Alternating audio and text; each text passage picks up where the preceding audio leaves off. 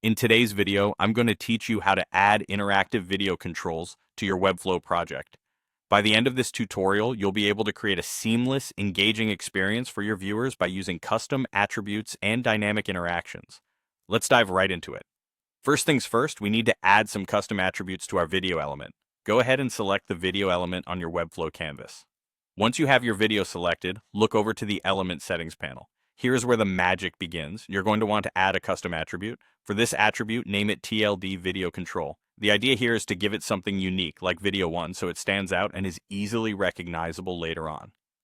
Now that our video is prepared with a custom attribute, we'll move on to creating a variable for that video. Go ahead and open the Interactions panel. In this instance, we're going to create either a page or a scroll trigger. The choice is really yours, and it depends on when you want the interaction to occur. Once that's done, find the Variables section and click the plus sign to introduce a new variable.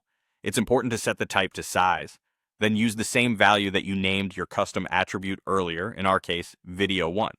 This step ensures consistency and helps to track and manage your elements more efficiently. Don't forget to set the initial value to 0 and the final value to 100. This range allows you to animate a full playback process when everything's in sync. Lastly, let's orchestrate the animation itself. Head back to the Interactions panel where you'll need to choose either Play Scroll Animation or something similar depending on your needs. Add a brand new animation here. What we're doing is setting the animation to kick off when the video element becomes visible in the viewport, and conversely, it should end when the element exits the viewport. To execute this beautifully, add a play video action to your timeline.